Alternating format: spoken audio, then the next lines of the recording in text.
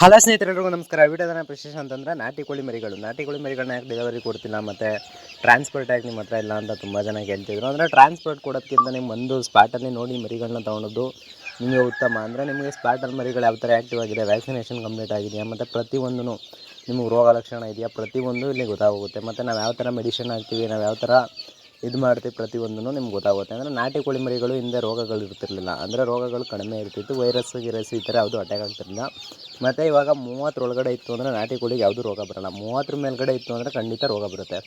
ಅದಕ್ಕೆ ಯಾವ್ಯಾವ ಥರ ಮೆಡಿಷನ್ ಹಾಕಬೇಕು, ಯಾವ ಥರ ಮರಿ ತೊಗೊಂಡೋದ್ಮೇಲೆ ಯಾವ ಥರ ಸಾಕಬೇಕು ಪ್ರತಿಯೊಂದು ನಾವೇ ಹೇಳ್ಕೊಡ್ತೀವಿ. ಮತ್ತು ಇಲ್ಲಿ ಬಂದಾಗ ನಿಮಗೆ ಒಂದು ಐಡಿಯಾ ಬರುತ್ತೆ, ಈ ಥರ ಮಾಡ್ಕೊಂಡಿದ್ದಾರೆ, ಈ ಥರ ಸಿಂಪಲಾಗಿ ಯಾವ ಥರ ಮಾಡೋದು ಅಂತ ಪ್ರತಿಯೊಂದಕ್ಕೂ ಐಡಿಯಾ ಬರುತ್ತೆ. ನಾವು ಯಾವ ಥರ ಫುಡ್ ಹಾಕ್ತೀವಿ ಮತ್ತು ಯಾವ ಥರ ಸೊಪ್ಪುಗಳು ಹಾಕ್ತೀವಿ ಎಲ್ಲ ಕಂಪ್ಲೀಟಾಗಿ ಇಲ್ಲಿ ಸ್ಪಾಟಲ್ಲೇ ನಿಮ್ಗೆ ನೀಟಾಗಿ ಹೇಳ್ಕೊಡ್ತೀವಿ ಫ್ರೆಂಡ್ಸ್. ನಿಮ್ಗೆ ಯಾವುದೇ ನಾಟಿ ಕೋಳಿ ಮರಿ ಬಗ್ಗೆ ನಿಮ್ಗೆ ಏನೇ ಡೌಟ್ ಇರೋ ನಾನು ಅದರ ತೊಗೊಂಡೋದಂದರೆ ನಿಮ್ಮ ಪ್ರತಿಯೊಂದು ನಾವೇ ರೆಸ್ಪಾನ್ಸ್ ಮಾಡಿ ನಿಮ್ಗೆ ಯಾವ್ಯಾವ ಥರ ಹಾಕಬೇಕು ಅಂತ ನಾವು ಹೇಳ್ಕೊಡ್ತೀವಿ.